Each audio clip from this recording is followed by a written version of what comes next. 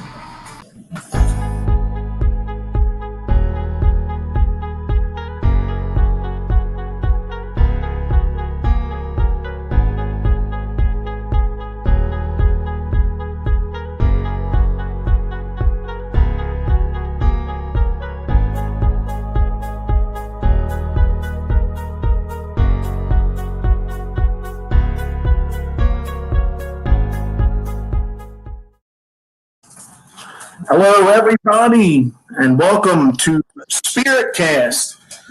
Today's guest I have on me is Brandon Alvis. You guys may know him from Ghost Hunters and Formula of a Haunting. So he is with us right now. So let's get this party started, guys. What do you say? Here we go.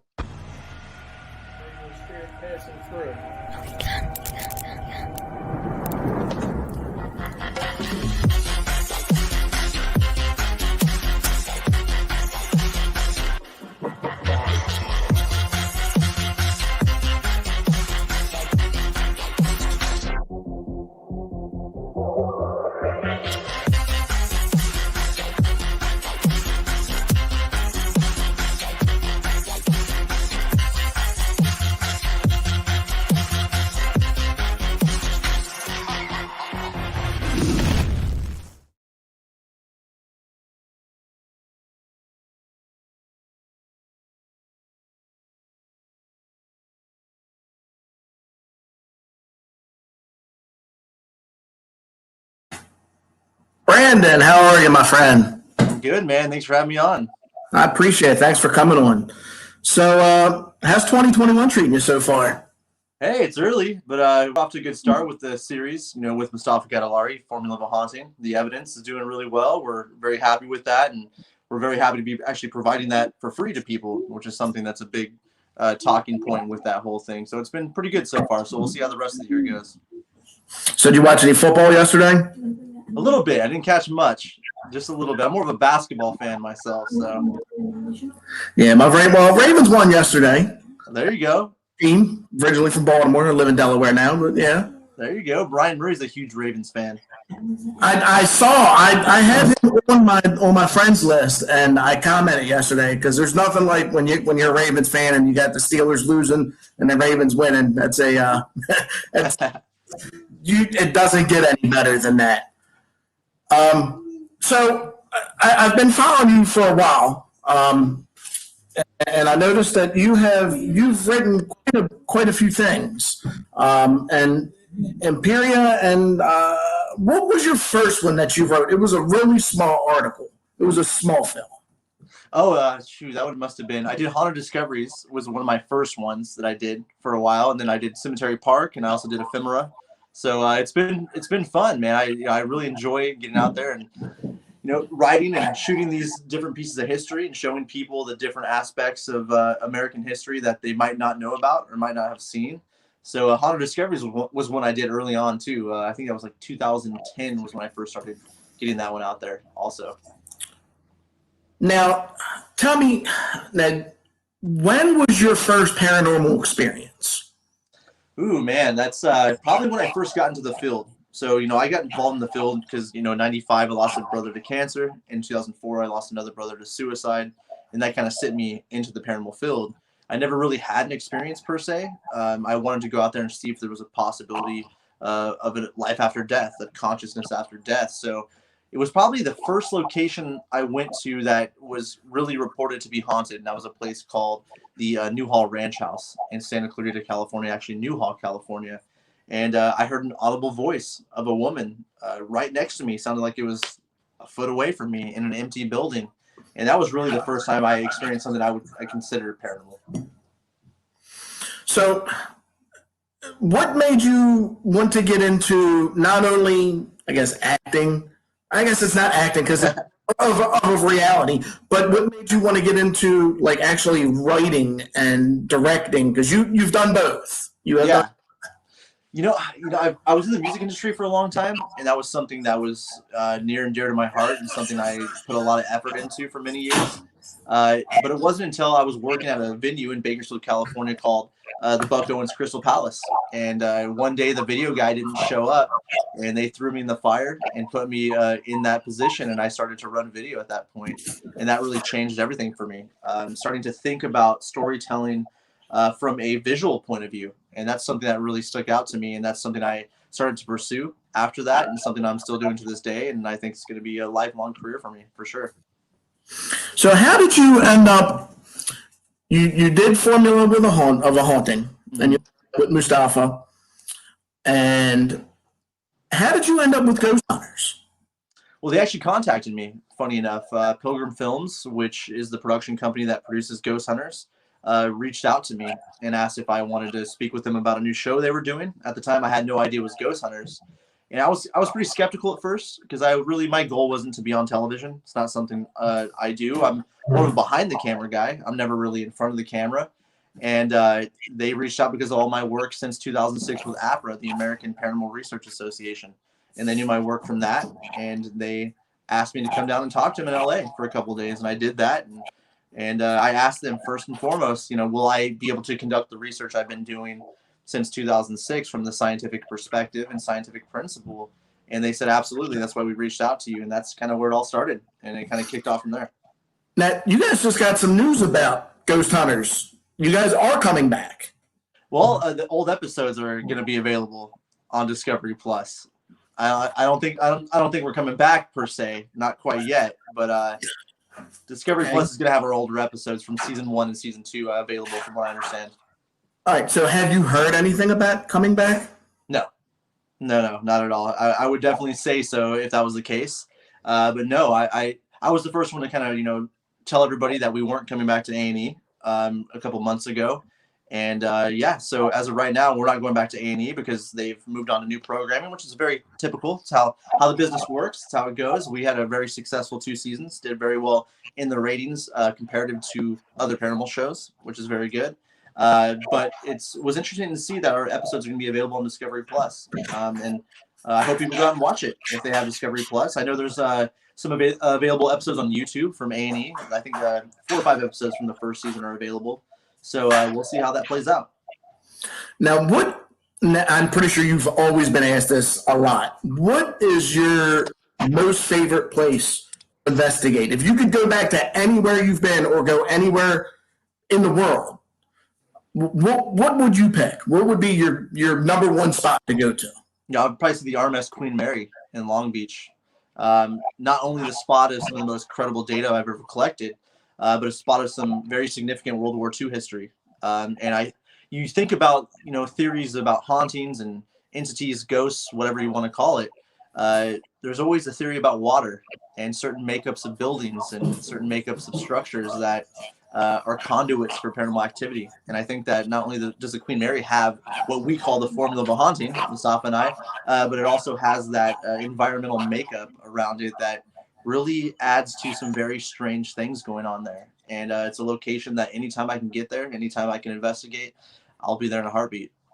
Now you said you had lost one of your brothers to suicide, and you lost to cancer, and that kind of like prompted like your paranormal to want to get in depth with it. Have you tried to contact them? I haven't. No, that's not really it wasn't really my goal per se.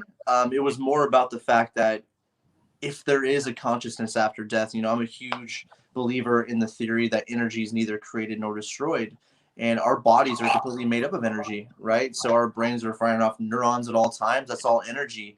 My question is, does that energy, where does it go? If it's not destroyed, where does it go? And does it retain consciousness? And that's my big question and why I do what I do with the paranormal field. But I never really reached out to them, tried to contact them. It was more just about the ultimate question. Do we survive death? And it's kind of the one thing that unites us all in humanity. It doesn't matter what walk of life you're from, your religious belief, your political belief, whatever it may be. We're all united in that one ultimate perishing moment. So that's really, what drives me and what's fascinating to me. So is that similar to purgatory? You never know. I don't know. It's a theory. It's something that's been thrown around quite a bit, right? But then you go and think about the religious aspect of the paranormal field, and you think about free will from the Christian standpoint and things like that. So there's a lot of different theories out there, and that's one of the things I try to go out and do is I'm trying to collect empirical evidence and factual data to really take this field to the next level, to be taken seriously by the scientific community as well as the public, and really step out of the shadow of pseudoscience.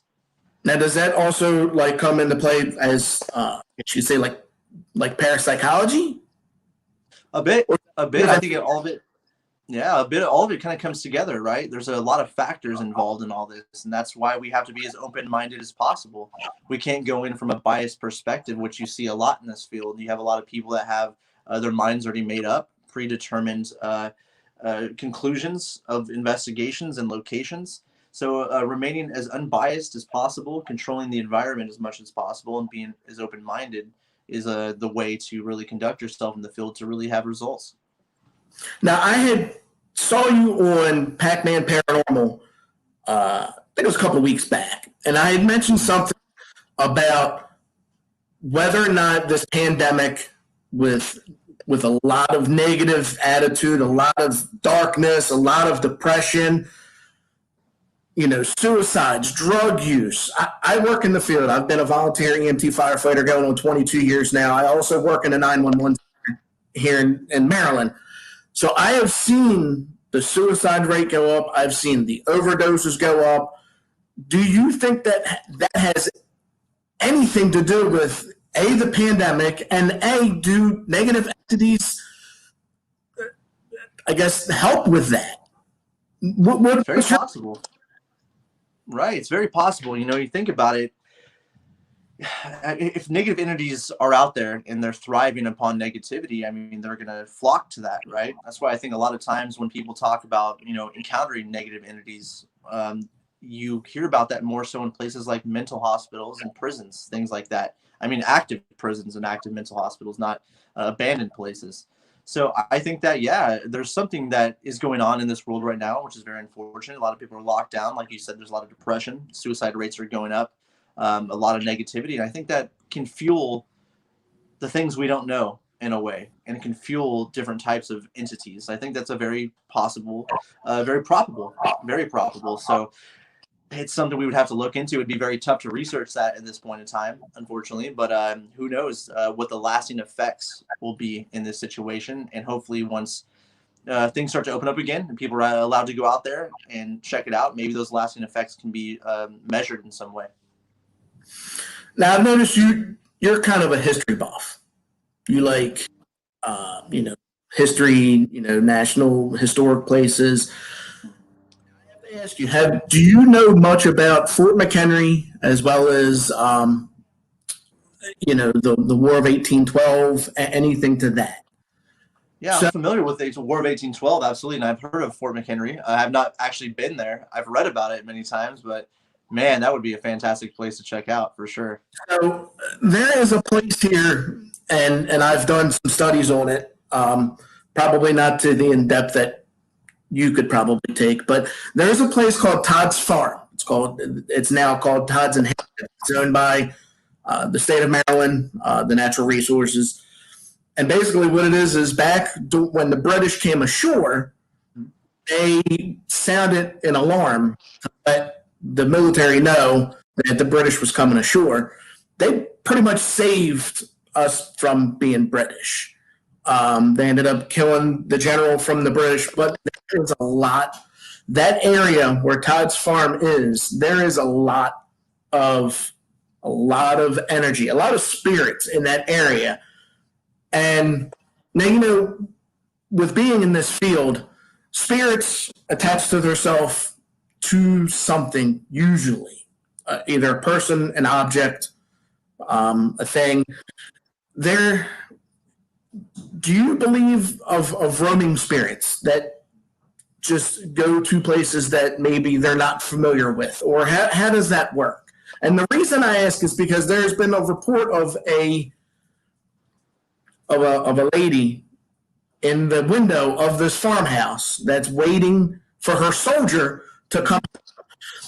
And I'm not familiar with anything that I've read that any of the family members died as a soldier. So I guess the question would be, what would she be doing there? Or,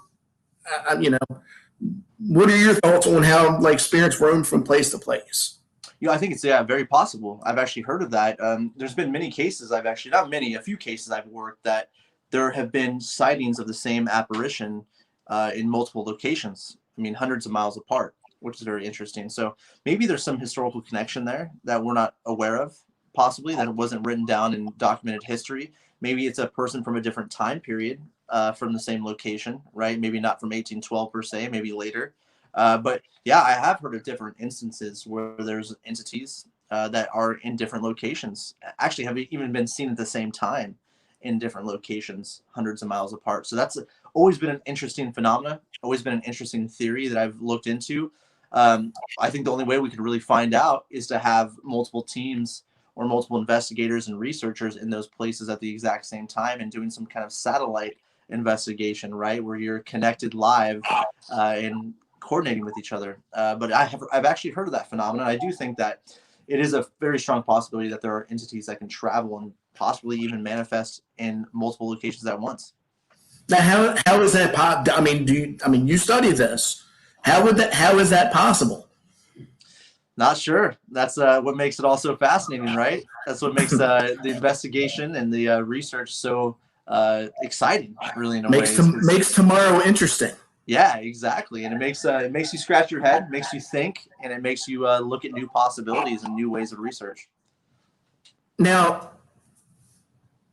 I guess, what do you have coming up with Formula Haunting? Are you doing new episodes? We are. Absolutely. Yeah, we're going to do weekly episodes. Last week we did not release one. We're actually releasing one this week, the Old South Pittsburgh Hospital, which is an investigation I conducted in 2011. So anyone that's actually seen the series as it is Mustafa and I go through old case logs and actually commentate on the way we conducted the research, what worked for us, new theories, how these theories worked out, the methodology, the protocol, and the ethics behind the way we conduct our investigations, and what's provided results. So you'll see the Old South Pittsburgh Hospital this week, and we'll have, I think, 9 other episodes after that, I believe. So we're going to have quite a few episodes coming out here this year. And it's all building up to the release of our book here in 2021. That'll be published by Llewellyn, one of my favorite publishers out there. And it's all going to kind of, build up to that release, which we're very excited about. Now, how do you pick your spots where you want to go? Because I'm pretty sure you get hundreds of phone calls. Come investigate this, come investigate. Do you have a way you go, okay, this looks more, this is a higher of a priority, or this looks more interesting? Yeah, absolutely. It's eyewitness testimony is very tough. It's very tough to base your investigation off of eyewitness testimony. Of course, you have to an extent, but mainly we follow what we call the formula of a haunting, which is why we're doing this series.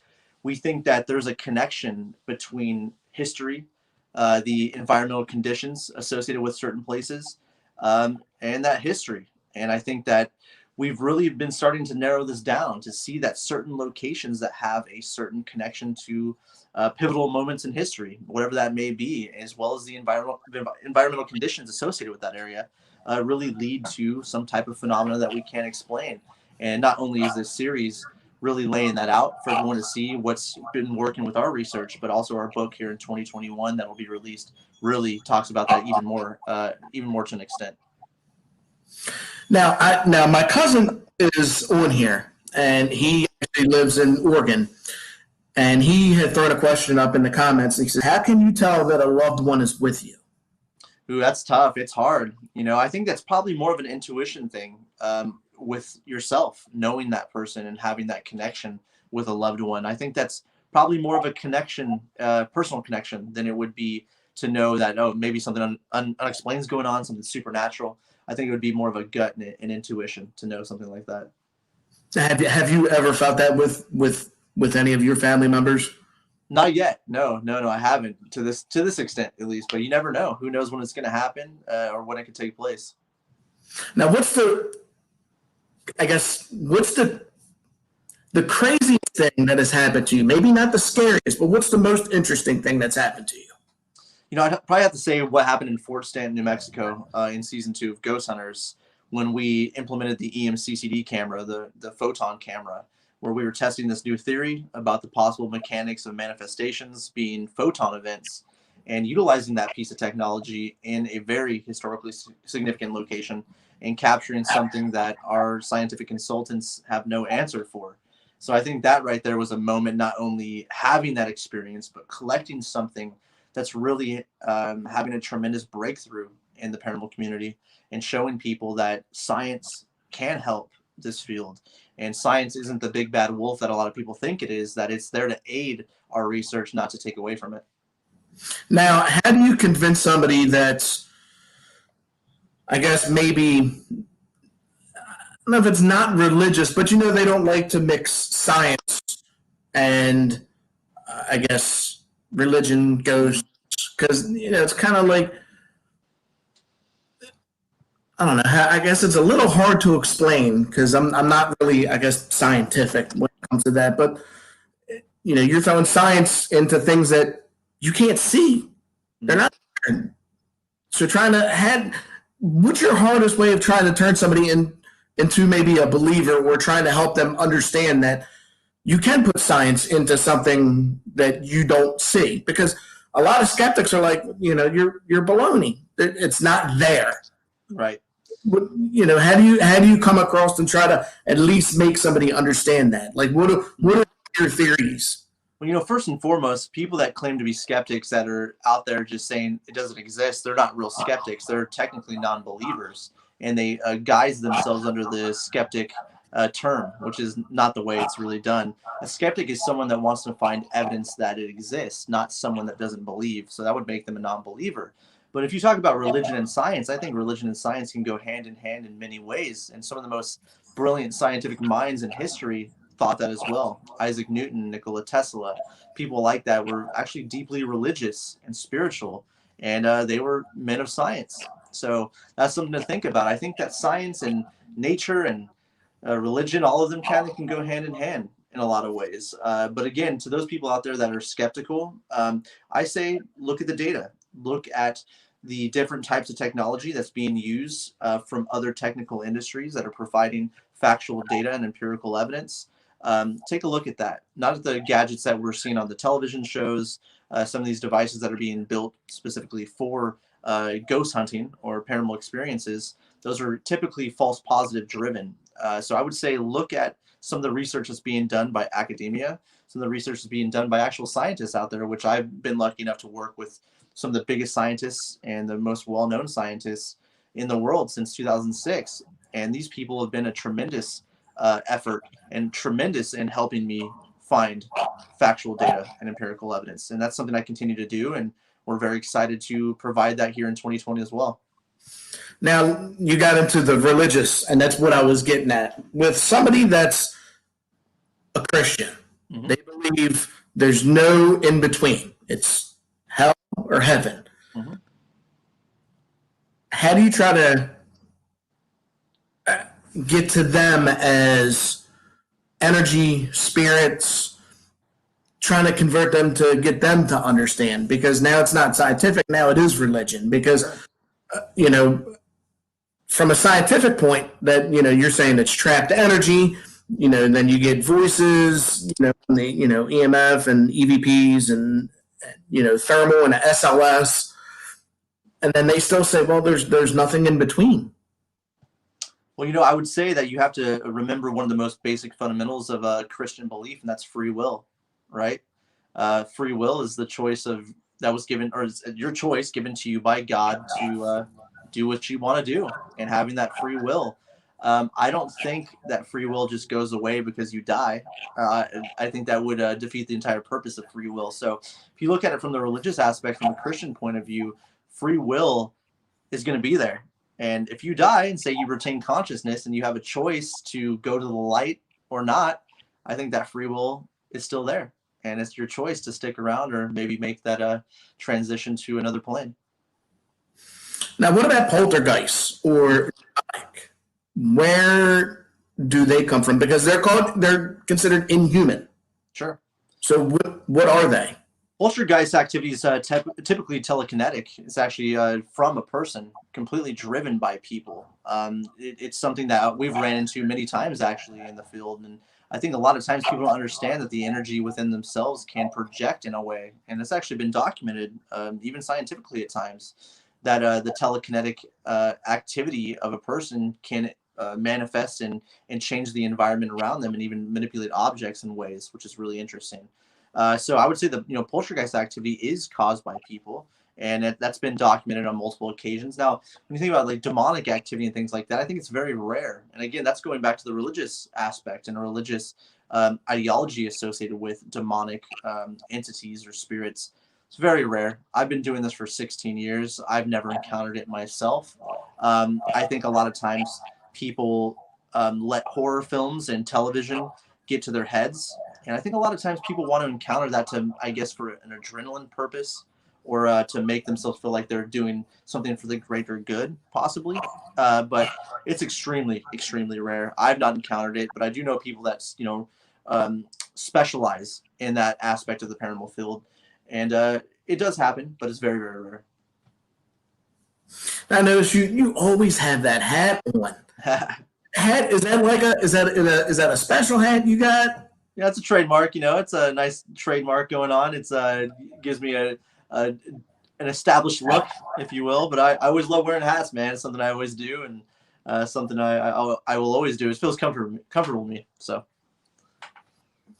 now you're in California, correct? Now, do you think how does weather play a factor? Because I've noticed a lot of people, at least with the moon, gravitational pull. What does that have? Because I myself, I'm fairly new. I've been in the field about 6 or 7 years, and that's something that I've always had a question about. Yeah, I think it has everything to do with paranormal activity and the manifestation of what we believe to be entities or ghosts or hauntings. I think that the environmental conditions have everything to do with it. And that's something that we're highlighting not only in Formula of a Haunting, but we'll also be highlighting in our book as well, where we really go down the rabbit hole and talk about environmental conditions, everything from moon phase to barometric pressure to tide charts, everything like that. And actually, in this next episode of Formula of a Haunting with Old South Pittsburgh Hospital, we're going to talk about the fact that severe lightning storms came into play during our investigation, and it changed everything on a dime instantly, from there being clear skies and not much going on to these severe lightning storms and even tornado warnings, and things really kicked up in the building. So I think environmental conditions have everything to do with what we perceive to be hauntings, and that's something that we're monitoring, we're logging, and we're looking at that data on a location basis. And I think that hopefully the more that we document it, the more we look at it, the more answers we'll have. Now, where are you going to next? What is your next location you guys are actually going to head to? Not sure yet. That makes it exciting. We'll see. California's pretty much shut down right now, unfortunately. But we'll see. There's a lot of places that I've been investigating, some of which I've been investigating for 10 years, a decade. And those are the cases that really mean the most to me, is because that we're getting the most data and we're actually following through on those cases, not going there for a night, a couple of nights and saying, hey, look, this is what we found. We're actually monitoring these locations over an extended period of time. And that's doing the real research. That's doing the real work. And that's really helping us figure out what the formula of a haunting really is. Well, you've done a lot of work, and you've made a big impact on the paranormal field. And I can't wait till your book comes out, because I just got Natalie's book. She just sent it to me, and I got it. It's the Awaken the Higher Self. Very nice. And I got another buddy of mine. I've kind of got into this book reading thing. I never used to like reading. Until I realized that working midnight shift, sometimes there's only so much TV that you can actually watch before you see every episode of pretty much anything that comes on TV. Right. So, exactly. When is your book being released? It'll be later 2021. We don't have the exact date. As soon as we have it, we will blast it all over social media and do the press releases and things like that. But it'll be in later 2021, I believe. So as soon as we know, we'll let you guys know. Can't wait. Like I said, you've been great. I will continue following you and learning myself, bettering myself, not just watching it to, for entertainment purposes, but, as a learning curve. It helps tremendously. I appreciate that. Thank you. That's one of the big things that we're trying to do, right? Is we're trying to push this field forward in any way we can, especially stepping out of the shadow of pseudoscience, because this is a field and a genre we all love, and we all have our own beliefs and our own answers that we want to find out. And the more information we have, the more realistic information we have, the better for all of us. And that's something we're really trying to do. Any plans to come over here on the east side? Oh, yeah, absolutely. I can't wait to get back out there. Hopefully later this year would be great. Once the book's out, Mustafa and I are thinking about doing a book tour of some kind, some seminars even, going out there and showing the methodology and the protocol we laid out in the book and kind of showing people how we go about it. That would be something I think would be a lot of fun, to get out to the East Coast, check out some of these amazing locations and implement those theories and that methodology out in the field. Have you heard of Point Lookout? I have heard of it, yes. I've never been there, but I have heard. That apparently has some wild activity. I have a good friend of mine. She's one of the park rangers down there. Mm-hmm. And she had said that one of the last days during the summertime, when the campers are still there, she got a complaint that when you guys walk through the park at night, you park rangers need to be quiet. And she's like, I don't know what you're talking about. There's nobody. You're the only person registered in this park. And I'm the park ranger, and I wasn't here. And they packed up pretty quick and rolled out. There's a lot of activity. If there's anything on your list that you need to investigate, when you come over here, you have to make that. You got to come over here. No, that sounds great. I'd love to. I think There's a lighthouse, there's a beach, all through the woods. There have been apparitions seen. In one of the management rooms, one of the secretaries actually had one of her filing cabinets flipped over. Wow. And it's a big metal filing cabinet, and they said it flipped over. I don't know anything that could cause a filing cabinet that weighs probably a couple 100 pounds just to fall over. Right. Yeah, that's very strange.